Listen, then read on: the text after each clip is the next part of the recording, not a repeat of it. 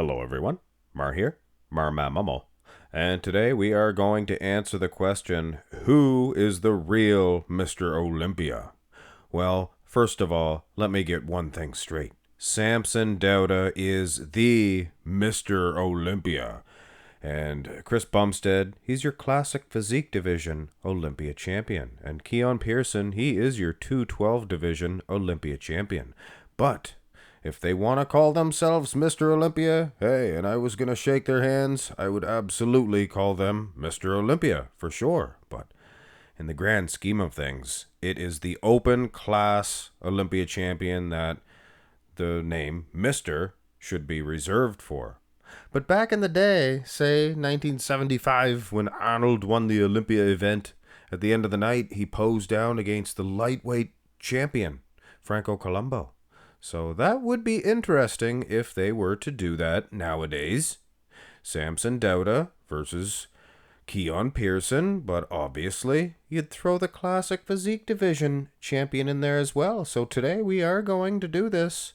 And last year I did the same thing, but it was a little bit more plausible, if you know what I'm still saying. Taking nothing away from Derek Lunsford, but I think Samson Dauda, he's clearly gonna win this one, right? Well, I think he's winning the front double. He's got so much muscle, so much mass, and condition-wise, I mean, taking nothing away from Bumstead, but he makes him look a little bit stringy. Now, Keone looks anything but stringy, and when you look at Keone Pearson's torso heap, wow, he is awesome. Looks like something from the not-so-distant future. I'm telling you that right now. Looks superb with that waistline, arms, wheels. Size-wise, though, and maybe even condition, Samson's just too much for him. I mean, this is the Mr. Olympia champion, but I would give Keone the Duke over Chris Bumstead, and I've seen a lot of picture comparisons with them two, just them two. I figured I would throw Samson in. Why not? Here's the front lat spread. Keep their egos down, especially Bumstead now that he's retired. Nobody will ever say they beat him. Nobody. Well, before he won it, I guess he lost, but now that he had the title, nobody ever defeated him. Just like Arnold, midsections here. This is where Chris Bumstead, and I don't want to use that word stringy again. I mean, come on. Although he made us gather round and Daddy's home thing, so he looks a little stringy. But details. Awesome detail. Now and then there's Keone. Keone looks very aesthetically pleasing as well. Only the legs, they don't look quite so thin. There's Bumstead next to Samson, and keep in mind, guys, Samson, he is so aesthetic, you don't realize how big and thick the dude is, because he still looks good. And it's awesome to have a big 300-pound Mr. Olympia that still looks very aesthetically pleasing as well. It's about time. So, actually close in the front lat spread, to be honest. And even in the front double. So it's not even that bad of a battle, to tell you the truth. Here is the turn to the side. And again, Samson Dauda, he is, they're going to scoop him to the side and say, okay, Samson, let the other two pose. In which case, yeah, that's all I was going to do, is just a one-on-one. But last year I did all three of them, so I figured I would give you guys the same thing. Keone looks like a little horse.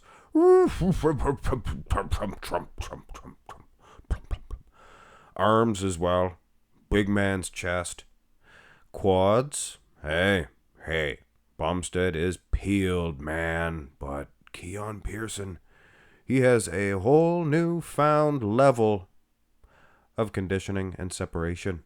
The guy actually has Chris Bumstead's number in a couple of these shots, and there's only been 3.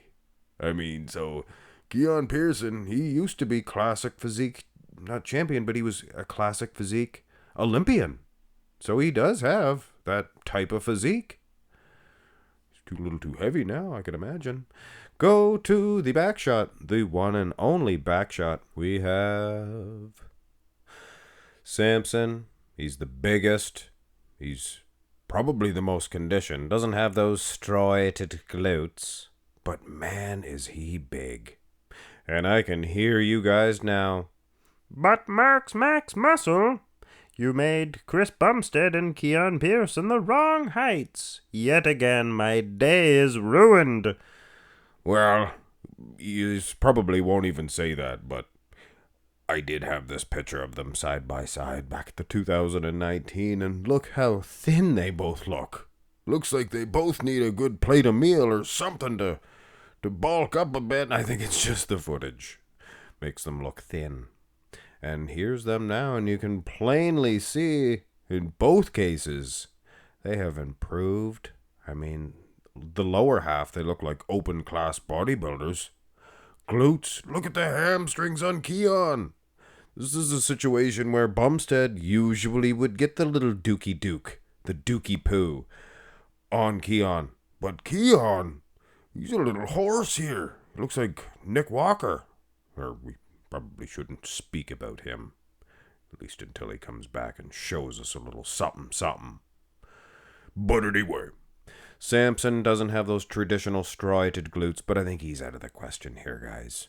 I think he's just a little bonus. Hey, he's the Mr. Olympia. Let's throw him in all the videos. Why not, huh? Anyway, here is the abs and thigh, and another situation that we can just brag about our Mr. Olympia. Look at the abs on him. He's 300 pounds. He's got abs. Incredible. Bumstead was never a huge fan of his abs and thigh. Kind of a half vac. Like half calf. Half decaf. It's got a little bit of caffeine in it there. Why not just get a half a cup of coffee and pour a rest of water in there? Save you some money. A little heads up for you people out there. Keone, not bad, but definitely not the best abs and thigh. Love this guy. Hate to criticize his physique. He's so perfect. Except, he's probably not the best midsection. Especially put him against Chris Bumstead. For sure. Here is the most muscular to finish this one off. And there can be no dispute in this comparison. Samson Dauda is just going to be too much for Bumstead and Keone Pearson. Now, both Keone and Bumstead are regulated to weight caps. I don't think that either of them were pushing it. I think that in both cases they still had room to grow, especially Keone. I don't think he's just over 200 pounds probably. Man, there's some guys in the 20 or the 212, 202. There's some guys in the 212 division that are well under 200 pounds. 180s, for goodness sakes. So having said that, I guess if Keone went to the open class, would we see much more different of a physique than this? I really don't see it. I think he would be what he is now. I think he's growing into the 212 division, and I think he has plenty more years of growing before he would even think about going to the open class. But an interesting question would be, who is winning between Chris Bumstead and Keone Pearson? Brouhaha. Well, to tell you the truth, just a picture comparison, you go pose by pose, Keone does look better in that front double. He really does. Wheels look better, things of that nature. Probably winning from the side and the back. Could be winning on more poses, even. But if you watch the video, I'll be brutally honest now. I just do not think that Keone could hang with Bumstead in the transitions as far as the midsection is concerned. And I'm trying to be polite here. Because Keone Pearson, one of the nicer fellas that you're ever going to meet in the bodybuilding community. He's a real nice dude. But I mean, Chris Bumstead. And he could be I want to call him a jerk, but to do that whole gather round. Oh, he's going to retire. Nope, he's not. Oh, wait, he is. But he didn't till after. But anyway. I hope I'm not bitter about that for years. The bitterness can wear on a man. I guess we forgive him here at the Marks, Max, Muscle, and staff. The hair looks funny, though. I can tell you that right now.